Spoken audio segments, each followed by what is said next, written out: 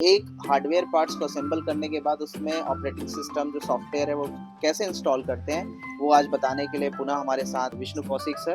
तो आइए सर, हम शुरू। सिस्टम रखे हुए हैं, ये असेंबल होके पूरा रेडी हुआ है, पर अब इसको एक्सेस नहीं कर सकते हैं जब तक इसमें ऑपरेटिंग सिस्टम ना हो। तो आज हम इसमें विंडोज 10 इंस्टॉलेशन करना चाह रहे हैं।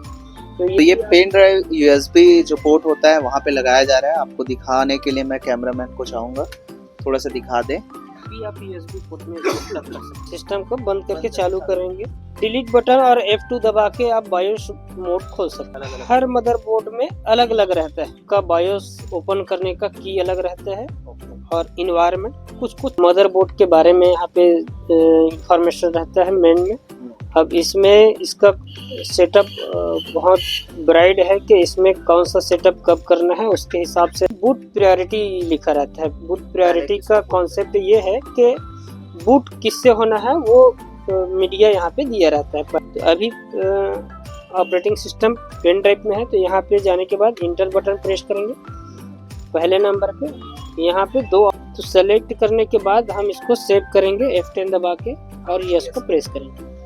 अब स्क्रीन में अपीयर हो रहा है, यहाँ पे हम लोग लैंग्वेज सेलेक्ट करते हैं कि कौन सा लैंग्वेज अपने ऑपरेटिंग सिस्टम में रखना चाह रहे हैं। इसमें इंडिया सेलेक्ट कर सकते हैं। इंग्लिश जो है स्टैंडर्ड आपका यूनाइटेड स्टेट के अकॉर्डिंग रहेगा। यहाँ से नेक्स्ट सेलेक्ट करेंगे। नेक्स्ट सेलेक्ट करने के बाद अब यहाँ पे इंस्टॉलेशन का ऑप्शन आता है। इंस्टॉलेशन के साथ साथ यहाँ पे एक रिपेयर का ऑप्शन आपको मिलेगा। रिपेयर में क्या होता है कि अगर पहले से आपके में क्रैश हो गया है, चालू नहीं हो रहा है, तो यहाँ से ऑप्शन सेलेक्ट करके आप उसको रिपेयर कर सकते हैं। यहाँ से इनका लाइसेंस इन एग्रीमेंट आता है, विंडोज का एग्रीमेंट को सेलेक्ट करना पड़ता है, फिर नेक्स्ट करेंगे। यहाँ पे आता है कि दो चीजें कि एक अपग्रेड का, यहाँ से आप कस्टम का ऑप्शन सेलेक्ट करना है।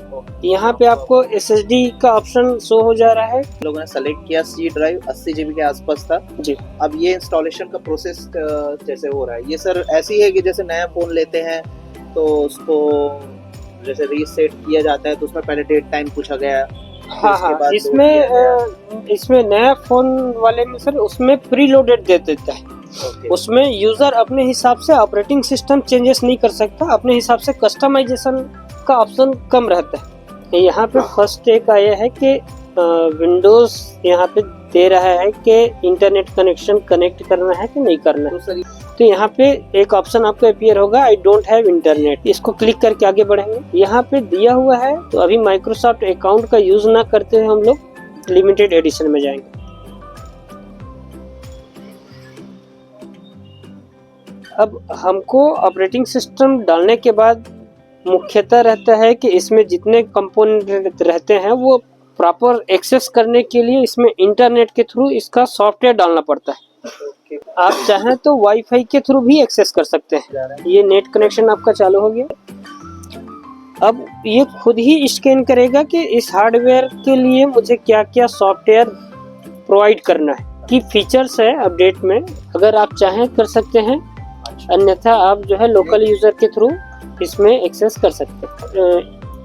सिस्टम सॉफ्टवेयर की जरूरत है, ये विंडोज खुद ही स्कैन करेगा, उसके बाद फिर डाउनलोड चालू करना पड़ेगा। उसके लिए हम क्या करेंगे कि दिस पीसी पे राइट क्लिक करेंगे, में क्लिक करेंगे, मैनेज के बाद जाएंगे।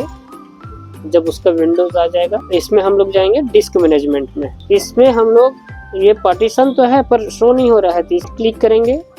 यहाँ पे चेंज ड्राइव लेटर का ऑप्शन आएगा, यहाँ पे उसको एक लेटर असाइन करेंगे जो हम देना चाह रहे हैं। यहाँ पे ये ड्राइव आपका एक्सेस के लिए रेडी है। ये सिस्टम में ऑपरेटिंग सिस्टम का काम कंप्लीट हो गया है।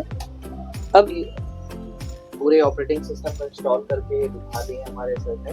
अब जो एडिशनल सॉफ्टवेयर होते हैं जिसको हम एप्लीकेशन सॉफ्टवेयर बोलते हैं, वो सब इंस्टॉल करने के लिए सर को जो आई थिंक ये हार्ड डिस्क है सर जी, ये हार्ड डिस्क में सारे सॉफ्टवेयर है अलग अलग। तो बाद इस कंप्यूटर पे जाएंगे और यहाँ पे जाने के बाद देखेंगे कि ड्राइव कौन सा है। ड्राइव ये हम लोग जो प्लग किए हैं वो है। अब इसमें सॉफ्टवेयर्स में जो रखा हूँ जनरल तौर पे जो काम में आता है वो जनरल सॉफ्टवेयर के अंदर है। यहाँ पे हम लोग डालेंगे कि PDF जो आता है, PDF जो बनता है उस फाइल को रीड कैसे करें। तो रीड जो है ये जब सॉफ्टवेयर रहेगा तो रीड प्लेटफॉर्म देगा ये उसको रीड करने के लिए, एक्रोबैट रीडर जो बोलते हैं। इसके बाद इसमें वीडियो वगैरह चलाने के लिए VLC मीडिया प्लेयर रहता है। इन सब के सॉफ्टवेयर्स में आपको क्लिक करते जाना है और इंस्टॉलेशन प्रोसेस को फॉलो करते जाना है। ये रहा इंस्टॉलेशन किसी भी विंडोज़ को एक असेंबल नए CPU में कैसे इंस्टॉल करते हैं।